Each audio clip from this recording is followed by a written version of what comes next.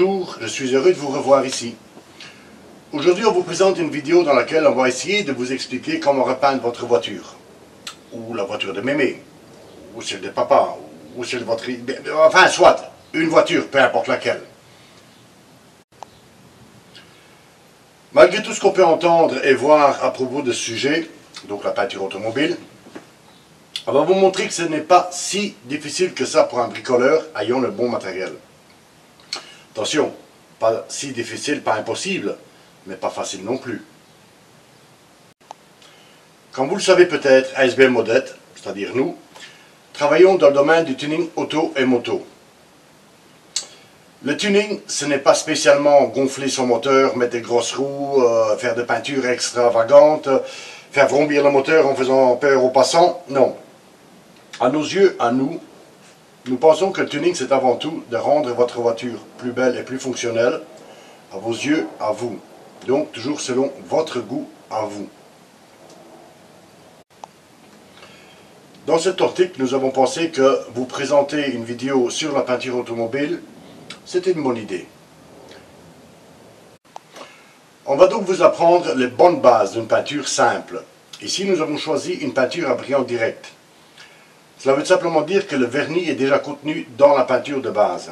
Vous n'aurez pas besoin de revernir la peinture par la suite. Mais peu importe, quel que soit le type de peinture que vous preniez, le principe reste toujours le même. Les techniques appliquées sont toujours les mêmes. Donc, ça va le faire. Si après avoir vu cette vidéo, il reste des zones d'ombre, des questions que vous pouvez vous poser, n'hésitez surtout pas à nous contacter, à nous envoyer un petit message. On répondra personnellement à chacun d'entre vous, dans la mesure du possible et dans la disponibilité de notre temps, en fonction de notre temps libre bien sûr. Donc patience. Voilà, on se revoit après la vidéo. À tantôt.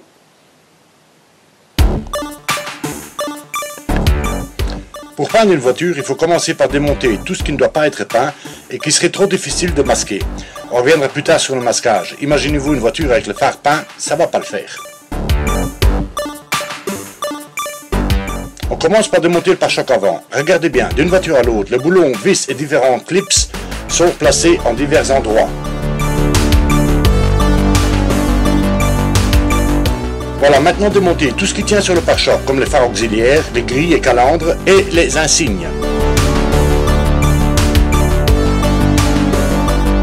Le démontage de phare est quelquefois, suivant le véhicule, impossible à faire sans démonter le pare-choc. Comme c'est ici le cas à cause de vis cachées derrière. Une fois le pare-choc nu, vous pouvez le mettre de côté et passer à la suite du démontage.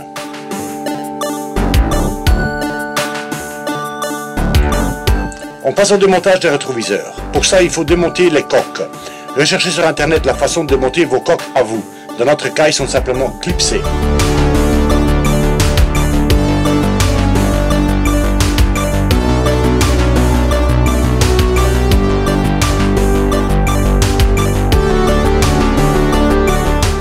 Reste plus qu'à démonter les rétroviseurs en eux-mêmes, qui sont maintenus par 3 vis dans notre cas. Pas de problème donc.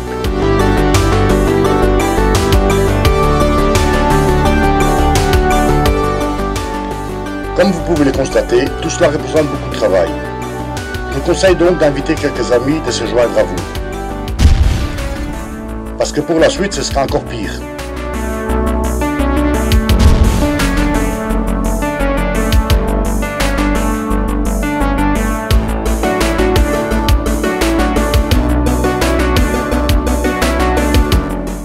Sérieux? J'ai dit quelques amis, pas 2 pelés intondus. Allez, on recommence.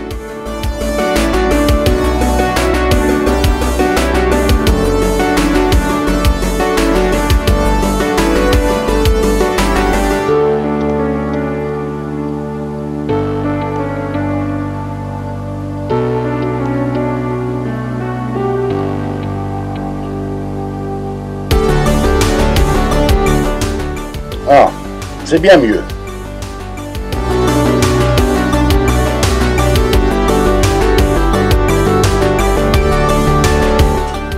Étape suivante, le ponçage. Certainement l'étape la plus ingrate et aussi celle qui va vous prendre le plus de temps. Quelle que soit la pièce à poncer, métallique ou plastique, commencez toujours avec un grain moyen, disons du 500. et terminez avec un grain plus fin aux environs de 1000.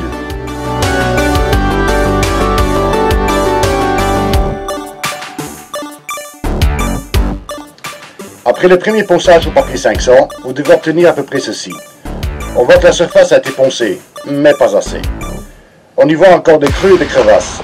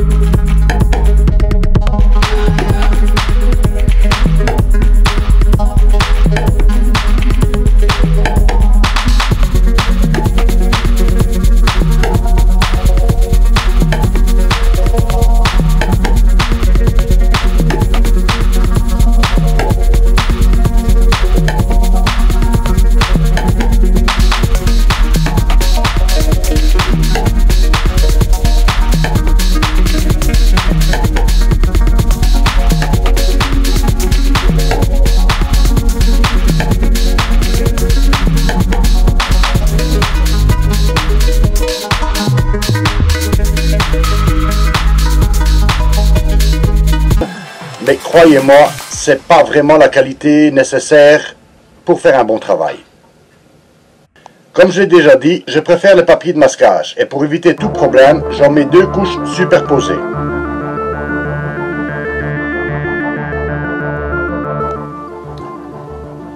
Ceci aussi est une étape importante qui prend pas mal de temps pour être fait correctement.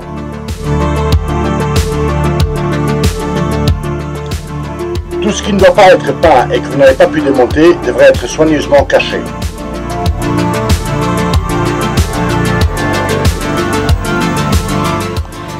Comme vous pouvez le voir à l'image, notre voiture a été démontée au maximum.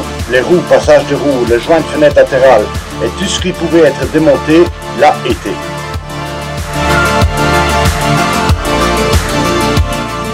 La voiture repose sur 4 chandelles, ce qui nous permet de masquer les amortisseurs, disques de frein, etc. Dernière étape avant la peinture en elle-même, le dégraissage. Passez le dégraissant sur toutes les surfaces qui doivent être peintes. Allez-y généreusement, le produit s'évapore assez vite et évitera des réactions dues aux graisses et silicone.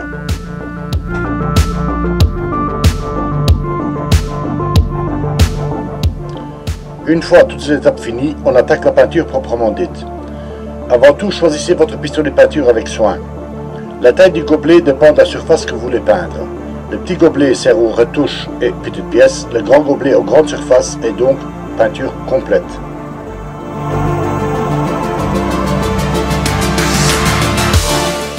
Tous les pistolets de peinture sont à peu près de choses identiques. La marque, leur forme, quelquefois peut différencier, mais en fait, c'est toujours plus ou moins la même chose.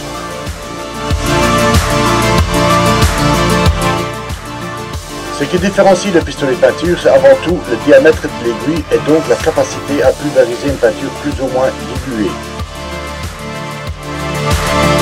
Prenez un pistolet avec une aiguille d'environ 1.7 pour le primaire, plus gras et plus épais, et un pistolet avec une aiguille de 1.3 ou 1.4 pour la peinture et les vernis.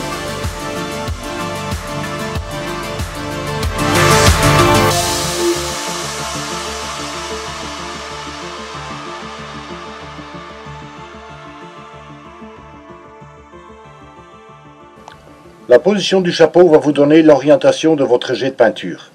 Positionné horizontalement, le jet sortira verticalement. Positionné verticalement, le jet sortira horizontalement. Pour le réglage, ici vous avez l'écartement du jet. Cette vis vous donnera le débit de peinture. Et la dernière vis sert à régler le débit d'air, donc la quantité d'air qui passe à travers les pistolets.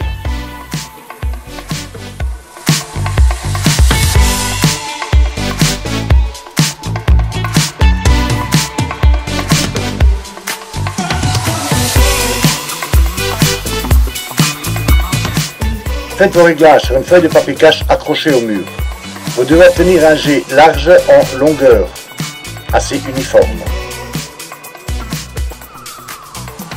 Faites également un test de coulure. Restez suffisamment de temps à la même place pour que vous voyez une coulure. Celle de gauche n'est pas régulière. Celle de droite est parfaite.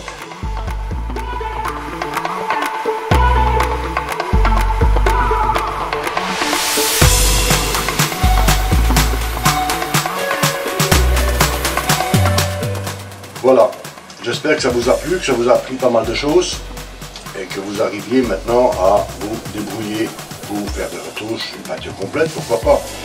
Je vous conseille néanmoins de commencer par un capot ou par une portière. Vous en trouverez en démolition à des prix très démocratiques, 25-30 €, voilà. Juste pour essayer, pour tester un petit peu la technique, quoi.